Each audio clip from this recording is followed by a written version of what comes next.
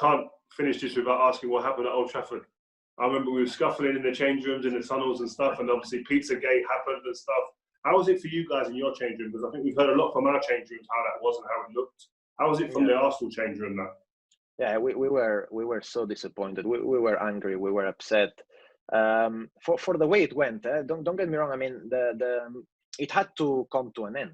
In you know, the invincible, the 49 games. I mean, and it can happen that it's at Old Trafford against a great team, against great Man United side. But I think it's the way it happened. First of all, Gary Neville, what he did to Antonio Reyes. Ay, mamma mia. Bang, bang, bang. But every single time he had the ball, you know, Wayne dived for the penalty against Saul. So we felt like, yes. Emotion. Yes, the emotion was we lost against a great team, which could happen. But we didn't feel we should have lost. You know, we didn't think it was the right time to lose our invincible run. So yeah, that was the main thing, to be honest. Yeah, everyone was really, really upset. Yeah. Obviously, then after your spell at Arsenal, where you was captain, you done some amazing stuff there. You moved back to Barcelona. How did that come about? What were your reasons for wanting to return? And just give us an insight on what it's like to play for such a club like Barca. Well, it was a bit of everything. I always felt, you know, that I was, you know, competing sometimes. Not me, the team in general. We were competing against the wall. Like, let's say, competing against you guys, then the Chelsea, sometimes even Liverpool when Benitez came, that they were a very strong side. And even though, you know, I speak to guys at Chelsea and sometimes my friends, the Spanish Liverpool, you know, I speak to them. Everyone tells me the same. We used to hate playing against you guys. And me, I say the same. Yeah, you used to hate it, but we always lost. You know, especially in important moments like this. I mean, I don't know what you guys felt. That's maybe we talked about it before. You always felt a little bit the same, but I felt always so frustrated to see these big teams winning and always having that edge, you know, against it. And I was very young. I was very passionate. I gave absolutely everything for Arsenal, and I was hungry. I wanted to win. You know, I was well, I still am, but I was a competitor, you know, I would have done anything to win, you know, for Arsenal. And I felt this wasn't coming. And we had opportunities to sign good players that I felt they would make such a difference. And for one little thing or another, very small detail, you know, they were looking away. And a lot of things frustrated me. And I just decided to go back to Barcelona, you know, they were the best team in the world probably at that time. With all my friends there, and I just took the chance, but earlier than what I wanted, to be honest.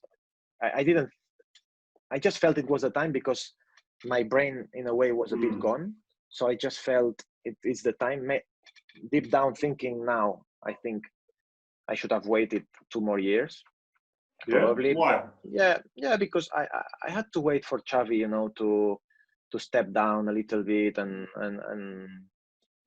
just maybe retire or. How was that? Because you're like a top player, one of the best players in the Premier League. You go to Barcelona and you're having to sit on the bench, albeit for one of the best players in the world.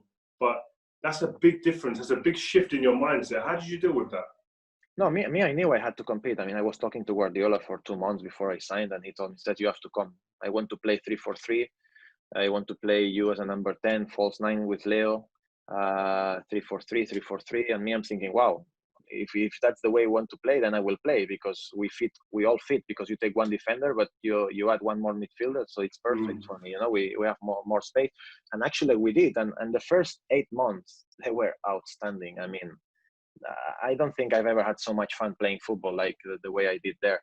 But yeah, the Chelsea game killed us a little bit because when Torres scored, because I mean, that game, if you watch it, you play it 100 times and you win 99. I mean, they were absolutely finished, and we just gave them life out of one stupidity where Ramirez scored.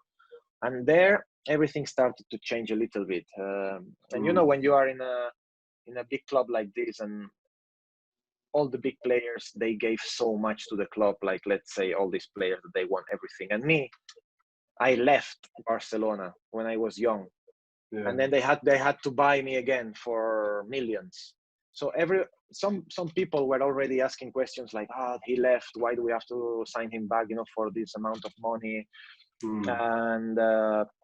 And everything started to change a little bit in terms of, there was even if I scored 1 or 2 goals, there was always something, but this, that. So we started the second season, especially, we lost against Bayern Munich, against that team that won the treble, if I remember correctly. And they smashed us. And I paid the price, to be honest, individually, like me and Alexis Sanchez, the same. And then I gave it another try. The third year, everything started so well.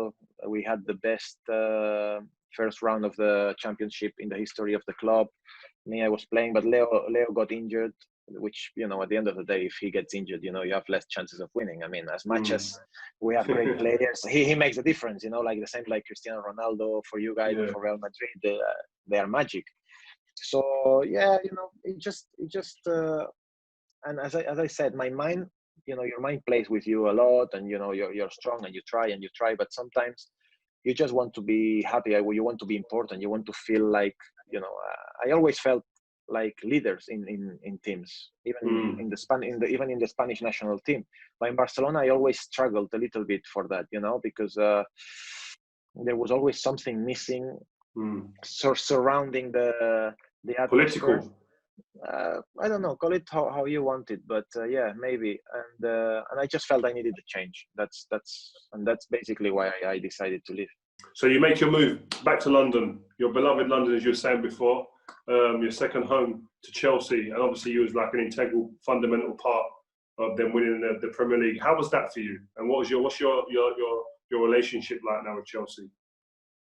Oh, it's fantastic. I mean, it couldn't be any better. As I said a few times, if you ask me when I was 23 years old, captain of Arsenal, that I would be so happy to have played for Chelsea, over the years, and being so happy there and having won what we won, I would have said that you're crazy, but my understanding with the fans, with the club, with everyone that works there and the players, I was so happy. I swear, I felt that I fit in so well in there, and then obviously we had some great coaches. And again, you could see that it's a club that wants to win, that is hungry for titles, that you need to compete always until the end to win, and that's what I wanted as well, and I knew that, going with Mourinho could be a big step forward in my career as well.